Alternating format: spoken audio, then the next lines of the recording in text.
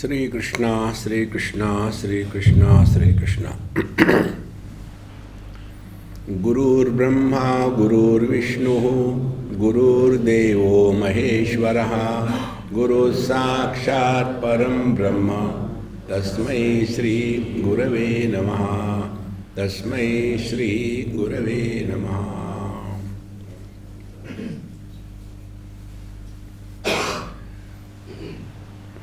Consciously, our efforts have to be directed towards separation of the body and the mind. The mind and the body are stuck together, glued together by a layer of prana, the life principle. What is outside is called air. When this air comes within the magnetic field of the life, that air gets converted into prana. Air is one. The moment it comes in contact with the principle of life, and according to Yoga Shastra, it is at the distance of 12 fingers. 12 fingers means 4, 4 and again 4. 12 fingers. This distance is approximately this much width. When you expand your span, this one. So, if you take like from the top, so this point. Now, keeping the same distance, draw a line around you. So you are in a cocoon. So beyond this line, there is air. But when this air comes in this particular circle, magnetic field, and that air which enters through the nostrils gets converted into panchapranas. Prana, apana, vyana, udana, samana. Further it gets divided into upapranas. Naga, Kurma, Krukala, Devadatta, Dhananjaya. And that keeps the life going. And this is how the mind and the body, they are kept together. Now this mind and body, when they get separated, it is called as the death. Death of what? Not prana, death of the body. But because of this, yogis think that the prana is the Atma, the self. But according to Kathopanishad, it is not like that. Kathopanishad says, na pranena na apanena martyo jivati kaschana. We are not alive because of breathing. Because we are alive, we are breathing. See the difference? Because yogis are matter oriented, prakriti pradhan, and Upanishad Vedanta is Purusha pradhan. Therefore, something or the other has to be done without knowing the secret behind it. So, the sadhana will be this prana which is going on, if it is properly controlled and perfected, then the mind and the body will remain separate from each other without dying. Death will not happen. Mind will be there, body will be there, life will continue. But now the mind will not get identified with the body that I am the body. This will not happen. As a result, somebody will not be born. Then nobody will be functioning through that body. It is for this purpose the pranayam is indicated. Prana bandhanat liyate manah. So when we control the prana by the pranayam, the mind becomes extremely quiet. Now what is the meaning of mind becoming quiet? Mind starts giving up its shape according to the body. Because when the mind and the body are together, naturally the mind has taken the shape of the body. By the process of pranayam, slowly the mind releases the hold on the body, but the mind is still there. Like this object, any object you take, it is in the space. Now space has no specific shape or size. And therefore when that object is removed, it makes no difference to the space. In the same manner, when the mind drops the body identification, it makes no difference to the mind. In other words, individual mind merges in the total mind. Total mind is one. Individual minds are many according to the bodies. And therefore this mantra that we hear, Soham, Soham. So there are two Bij mantras, Saha and Aham. So Saha, Aham, Soham, Soham, Soham. This is called as Dvipada Gayatri and Japo Bhavati Sarvada. And this mantra, Soham, is incessantly, continuously, unbroken, going on and on and on. But what happens? Number one, we do not know. Number two, even if we know, we take this only as a mechanical mantra. And only Soham, Soham, like that in this bhajan is saying, let this Soham continuously ring in the sanctum of my mind. What does it mean? It means continuously we have to remain in awareness. And only awareness is possible when it is objectless. Objectless awareness is different from the awareness with the objects. Awareness with the objects creates somebody. Awareness with the object is also called as mind. And therefore, mechanical chanting Soham, Soham, Soham is not enough. So one has to, first of all, cleanse the unwanted garbage in the system, because of which two things happen because of the garbage. Number one, our mind keeps on throwing thoughts, and these are eruptions on the mind. See, starts. Then the second thing, even if we do not want to think, we cannot stop. Therefore, what exactly happens in our system? We take a lot of food. Why it is the same ice cream, same taste every day? Can't they change? Are we here for eating? See where the mind goes. I told you, spiritual practice is not a part-time profession. It is a full-time preoccupation. See? Like many times we do, say, I want to reduce my weight. Therefore, eating grass only, nothing else. And after that, 1 kilo of ice cream. No. Commitment 100%. So when we eat a lot of food, what happens to that food? part of it is digested, assimilated through metabolism, and goes in repairing the tissues in the body. Then the second part of this digested food goes in giving energy to the mind and all the faculties. And a third unwanted garbage is thrown out of the body in the form of excreta, urination, perspiration, etc.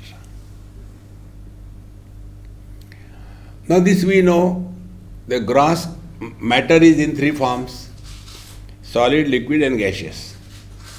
So solids go out through the defecation and liquids go through the urination, etc. But what happens to the gaseous toxins which are the byproduct of this metabolism of the food? We don't do anything special for that. And therefore it keeps on accumulating. Where it goes, it saturates our blood. And when the blood is saturated because of these unwanted toxins, they go and settle in between the bones called the joints. And therefore, you will see old people, particularly people from north, Punjabis, Sindhis, they have no control over eating when they eat. Eat very rich food. And all those gaseous toxins keep on accumulating. And then pain here, pain there, pain everywhere. You can yourself experiment. The other day I told you, when you break your joints, you feel so good. Nothing is broken. What happened? That trapped air, toxins, they are released. But again they come back. And therefore deep breathing is indicated as the pranayama. So when we have deep breathing, then what happens? When we breathe out fully, squeeze your diaphragm, which will squeeze your lower lobes and upper lobes of the lungs, and all the air will come out. And then again we take deep breathe in, then again the fresh air is introduced in the bloodstream. Then again we breathe out fully, exhaustively, completely. Then all the toxins, they will be going out. In this manner, by doing this deep breathing pranayam for some time, it is a process of going to a toilet for the toxins. Now imagine, if you do not go to the toilet because of any reason, constipation. See, you can immediately see on the face, this fellow is constipated. See? So this toxin constipation is responsible for agitated mind, disturbed mind. All the time, caw. Because these toxins in the blood, they act as stimulus for the mind. And the mind becomes disturbed. See. Therefore, pranayam is helping us in removing the unwanted gaseous toxins from our bloodstream, and it is a kind of a relief. Now, because of this, one way the mind's stimulus is removed to get thoughts, and second way, when the mind is calm and quiet, then only it can be separated from the body. See? And therefore, Bhagavan Ramana Maharshi says, Prana bandhanat liyate manaha. So after pranayam, the mind is sufficiently, relatively free from body identification. Now after this is achieved, next step is, what do you do with this quiet mind? I don't know what to do. Today's meditation was very good. Yesterday's meditation was little difficult. So instead of yoga, you are doing bhoga. Therefore, yesterday we told you, don't make memories of your any meditation. The moment you will make memories, you will start giving lectures to others. This is one of the biggest problem for all those students who study Vedanta. They want some victim. Suno. Start teaching others. Remember, I told you yesterday also, don't become a guru to anybody. I'll tell you one small event, how we destroy ourselves under the disguise of so-called spirituality. There was one doctor, she was in probably Chicago, and she attended many of my classes, talks, etc. Then I was in Delhi. One day she came because her father had some heart problem, so she came. And after third day, she says, Swamiji, I want to come with you for breakfast to your place. I said, come. एक भिखारी से दो भिखारी अच्छे आ जाओ. Then started the story. Swamiji, when I came, my father was so happy, hugging me, kissing me. We used to sit together, and he was making such lovely food, and non-vegetarian, and drinks and smoke. Wow, he was on the top of the seventh world. But I don't know what happened. He just avoids me now. Third day, wherever he is, if I go there in that room, he finds some excuse and goes to other room. And he is flatly even refusing to look at me. I don't know what happened. I said, I also do not know, but I can always imagine. Because I know you are not the first case. There are 100 cases like this. Like, our doctor, he didn't even look at me. He told, take this medicine, you will be all right. Expert? So we are the mind experts, but not psychiatrists. The difference between psychiatrist and us is, we tell we get nothing. Psychiatrists don't tell anything, they get everything. See? Then I told, look here, when you came here, and then you sat with your father, non-veg and drinks and smoking, all that, you must have told him, Dad, now this is high time, you should study Gita, you should study Upanishad. We have studied there in USA.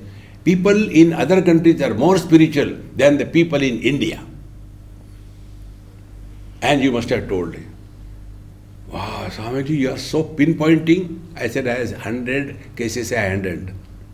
Then what to do? I said, look here.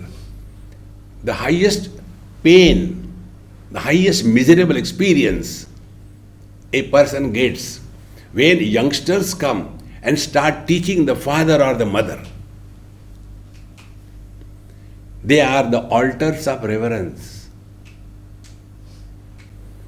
But we become wise. And then because you read, heard, everything is there. Then start giving upadesh to everybody. It is like food eaten, not digested. Then it will come out from the wrong end. Eaten food should come out from the lower end, is it not? But when it comes out from the wrong end, why? Undigested food. Friends, when we study scriptures, it is not meant for others. It should impact us. But then we start, children are, don't do like this, don't do namaskar like this, not like this thing, eat his feet. No, don't do that. See, they themselves will never do anything. In Delhi or Bombay somewhere, somebody called me for the first time, a young couple. The child must be about 5 years or so. And when I went there, Beta, namaskar karo. He was a descendant of Vivekananda. Main nahi karunga. I won't. No, you have to do namaskar. They themselves will not do. They are like electric post. And they are telling the child to do namaskar. And there jhagda going on. I said, come on, I lift my feet and get inside the house. Because we want to teach others. Spiritual life is learning. Learn from every experience of your life.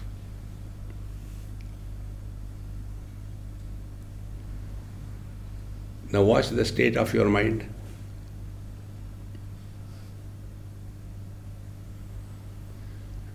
In this manner, when we do pranayam, slowly, the mind and the body clinging is loosened. It is not over, it is loosened.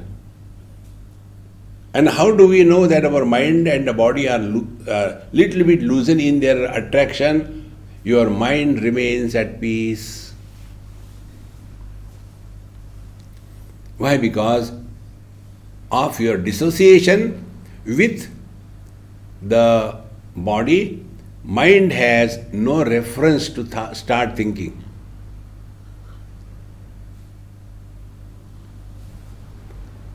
Now such a quiet mind, don't enjoy. Now engage this mind, ekachintanat, engage in inquiry about the one, ekachintanat. There are two types of ones. One type of one is the one which can be divided by 2 or multiplied by 2. The second one is the one which can neither be divided nor multiplied. The second one is the infinite. So start thinking of the infinite. Again, this example I am repeatedly telling, one day it will click. Colors and forms are many, but they are opposed to each other. Red is not yellow, yellow is not blue. But all of them are supported by the vision. Vision is infinite. Sense organs are finite in their own field. Mind is infinite. See? The more you thus start, then we understand that mantra Soham Soham. See?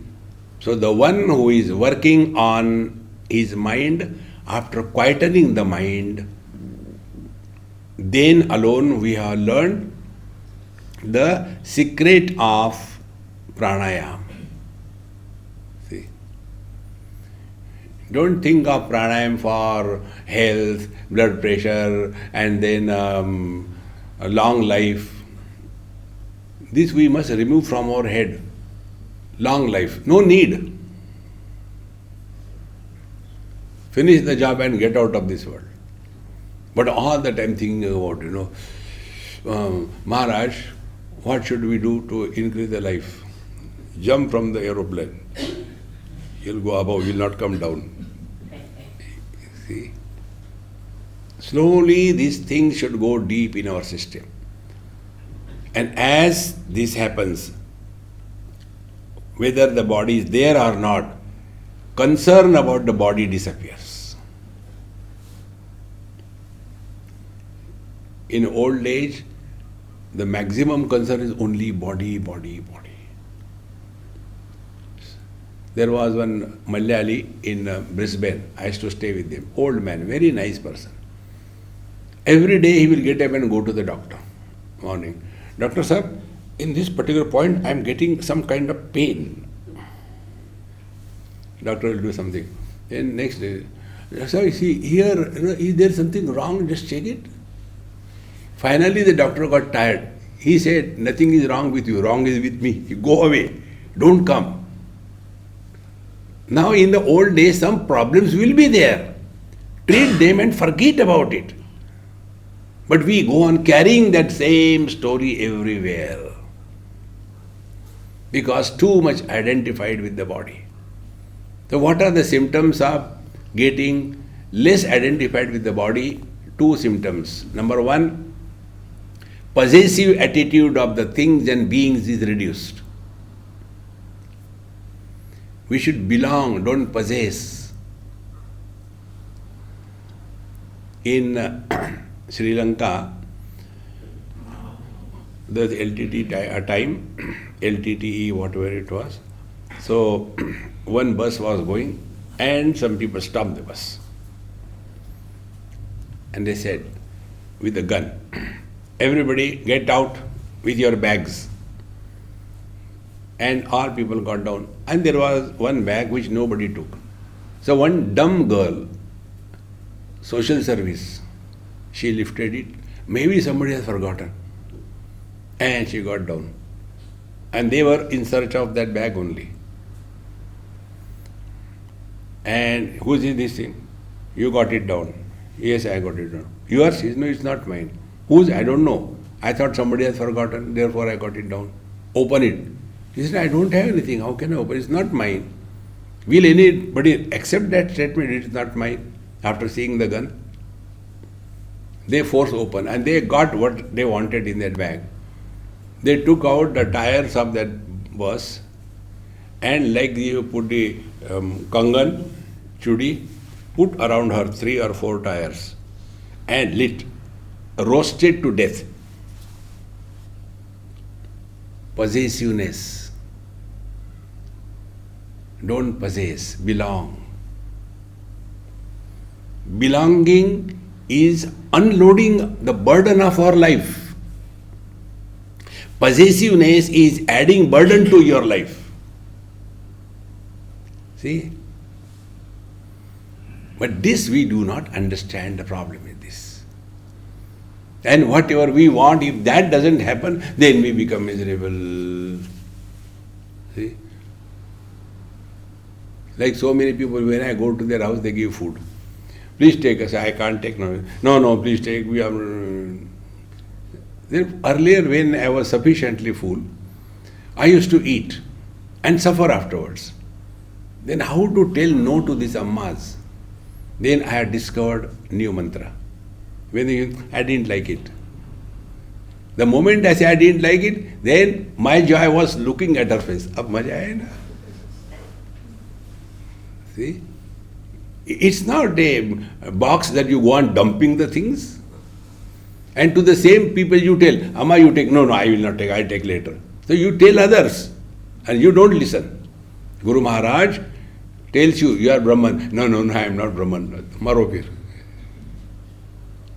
See, friends, this is only because of the strong personality equivalent to extremely tight attachment with the body. Therefore, this technique of pranayama is meant for separating the body and the mind without going to death and without going to sleep. In deep sleep also, mind and body are separated, there is nobody, but a life is there. What is that life? Total mind, one mind. Therefore, one mind-wise, we are all one. Because the functions of the total mind are common. Digestion, then all the activities, metabolism, heart beating, it is going on. Life is going on, whether we are awake or asleep. So, merging in the infinite one is easily done if we understand this principle. See? And therefore, we have to learn now how to do this. You all are expert, must be the victims of Ramdev Baba. I do not know why they do like this. Listening Vedanta, worried about the hair.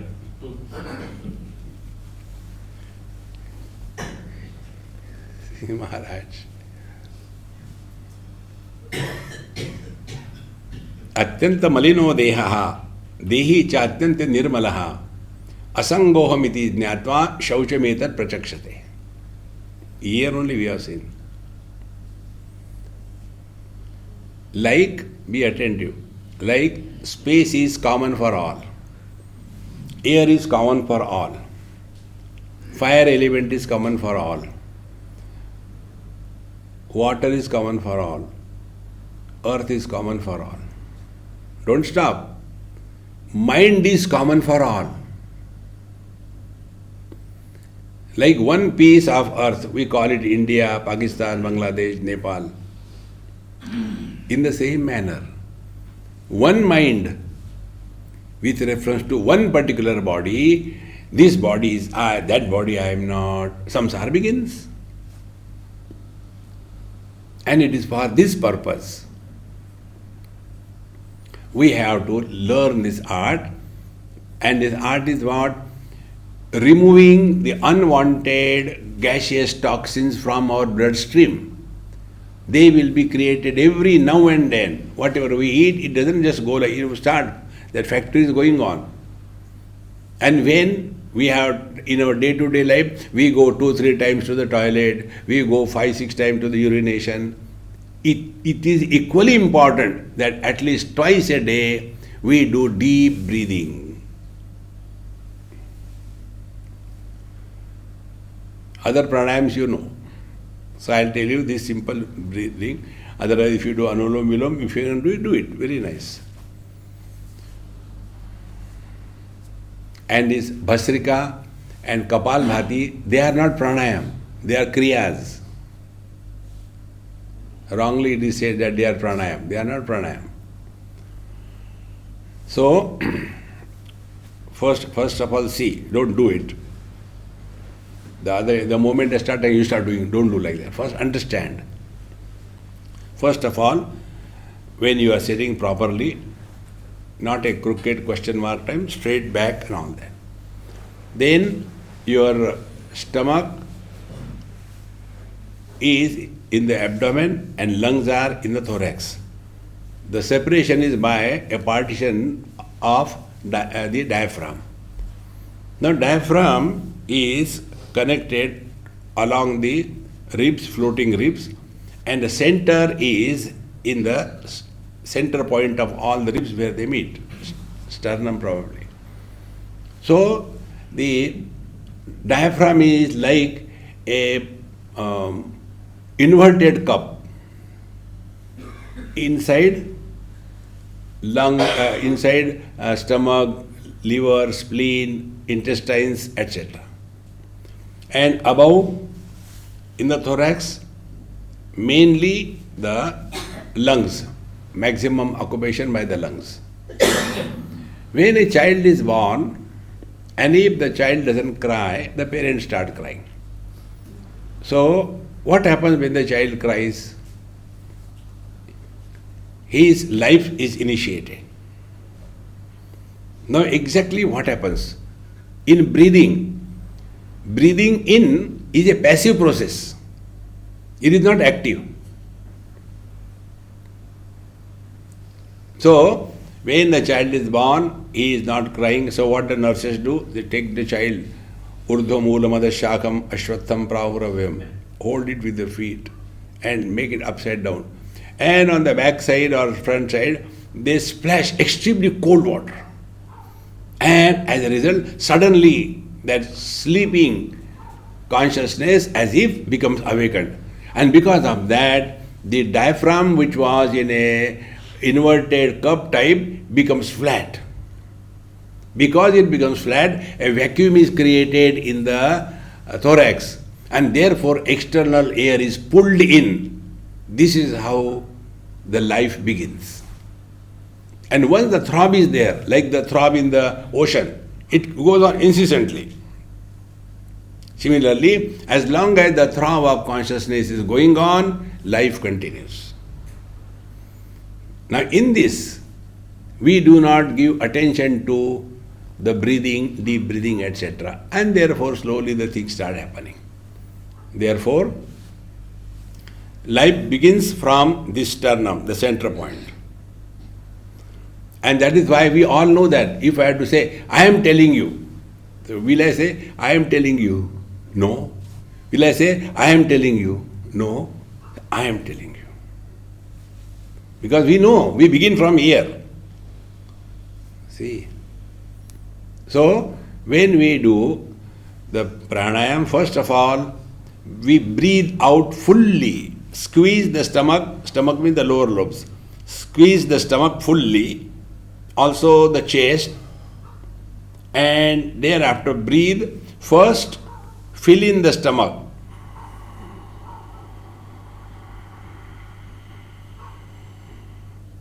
Then the chest. This is the maximum capacity. Then slowly release first from the chest.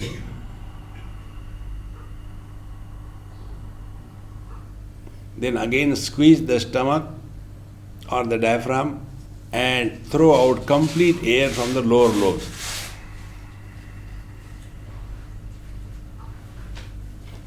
While doing this, care has to be taken. Initially it will not happen, but in due time it happens.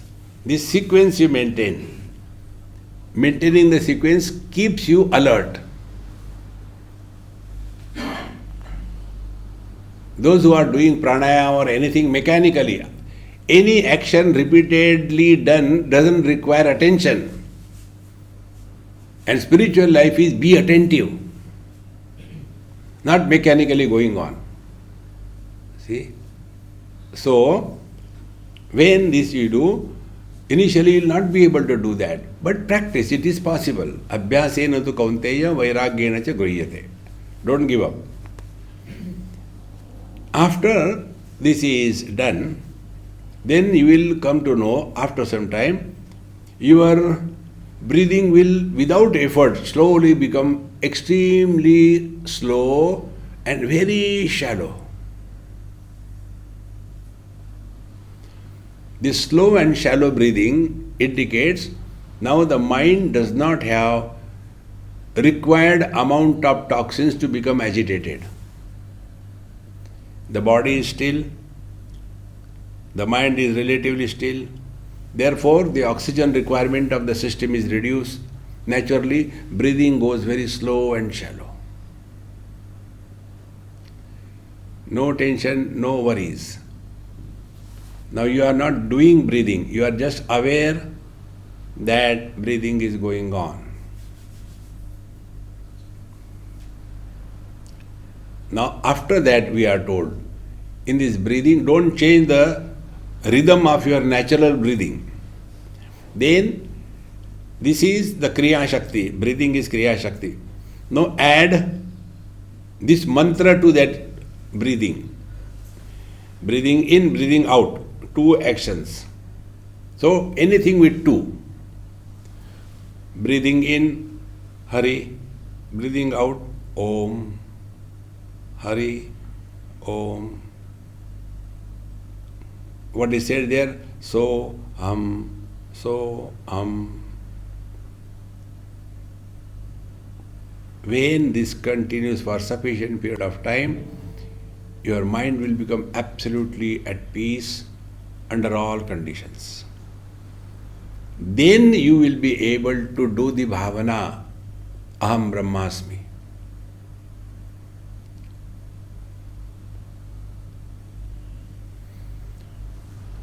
This is the process through pranayam, how we can merge in our essential being.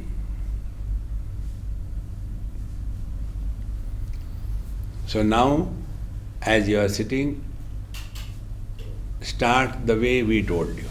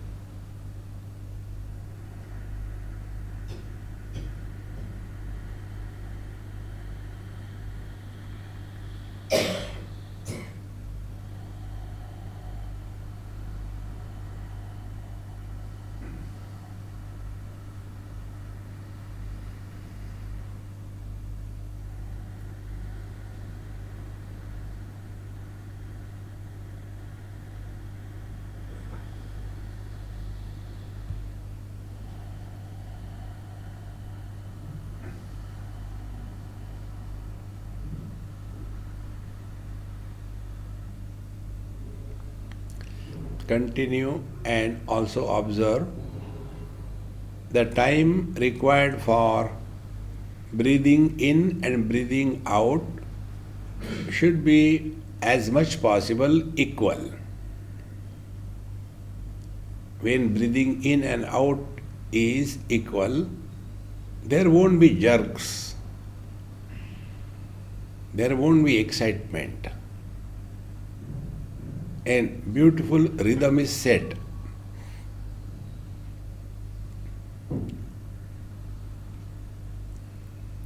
Continue for some time more.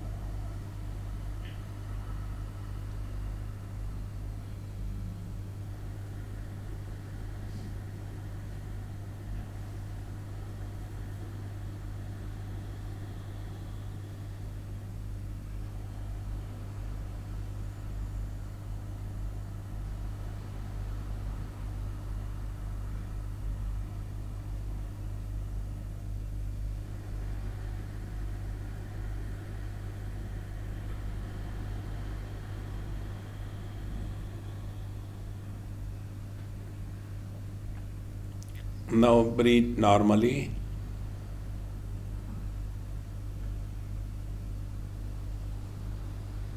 Now you will observe your breathing is extremely slow and shallow.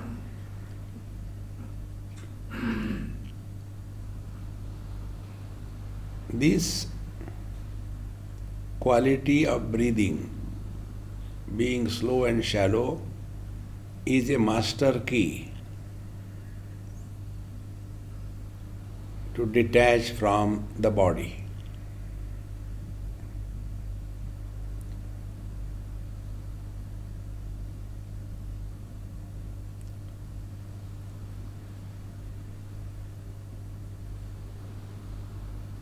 Nasabhyantara charino. Bhagavan Krishna says, the breathing is so slow and shallow as if the air is moving within the nostrils, even doesn't come out of the nostril. It is so slow and shallow.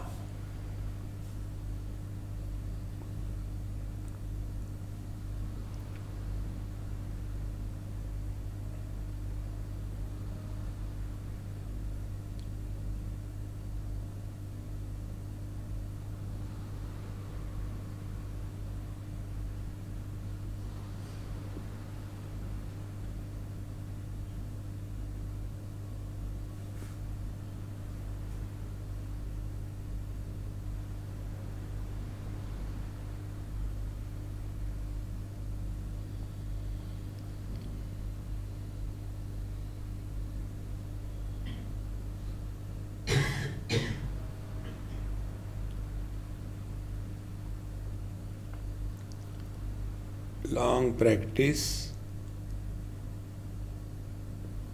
will help us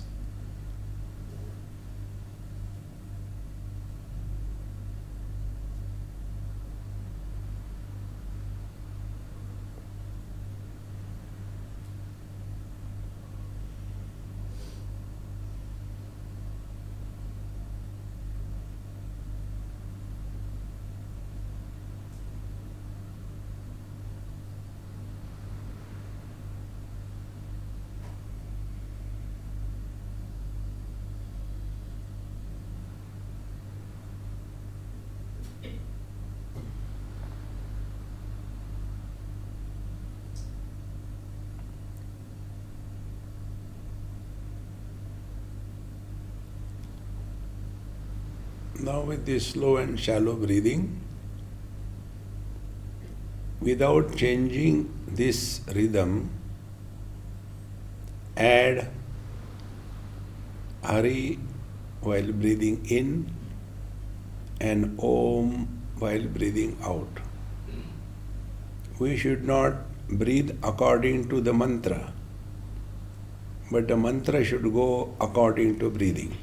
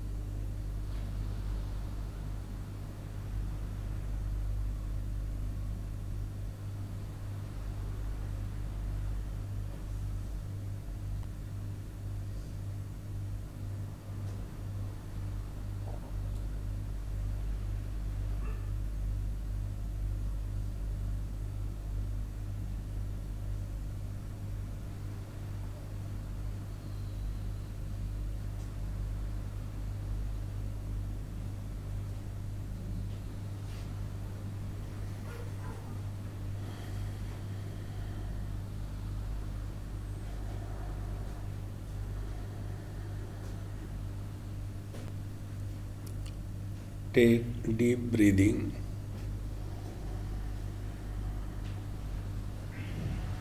and experience what exactly is happening. As if the mind is swallowing the body and becoming somebody.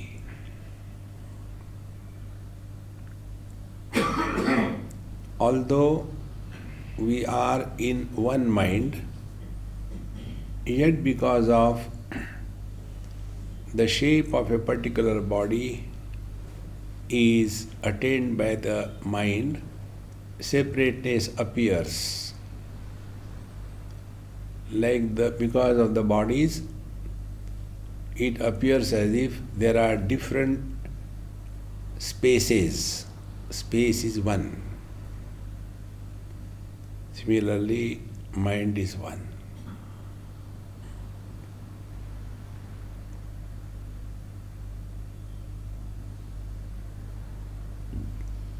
We have not done anything.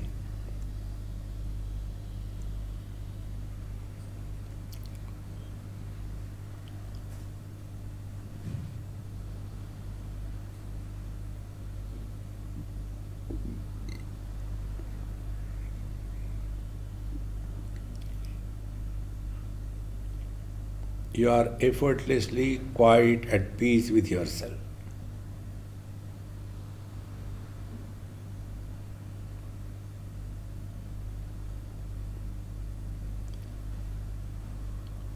So this practice part was hardly for 15 minutes, but before that 45 minutes we have to prepare through proper understanding. Like preparation of food takes a lot of time. Eating is a matter of few moments.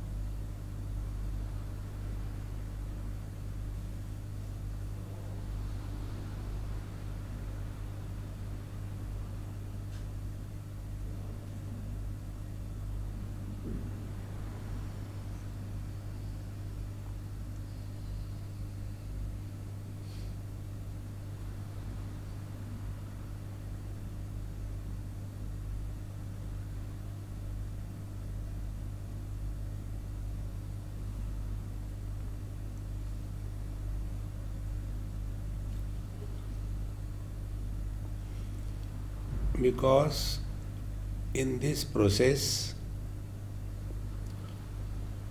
somebody was not born,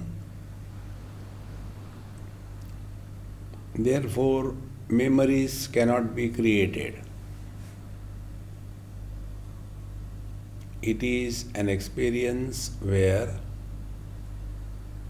experiencer is not born.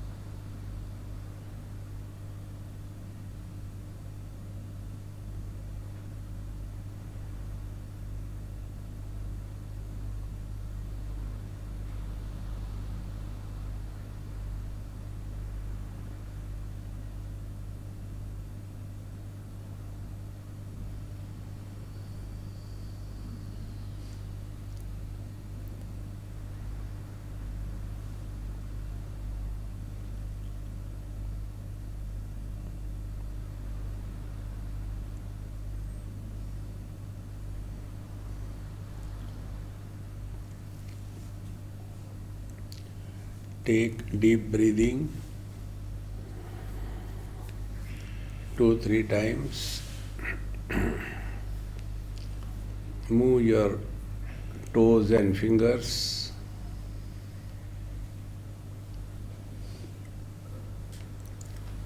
Offer everything at the feet of your beloved Lord.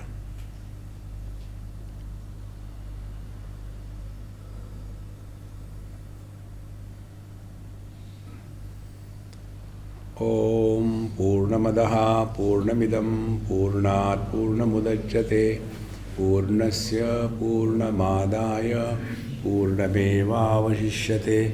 Om Shanti Shanti Shanti. Hari Om. Shri Gurubhyo Namaha. Hari Om.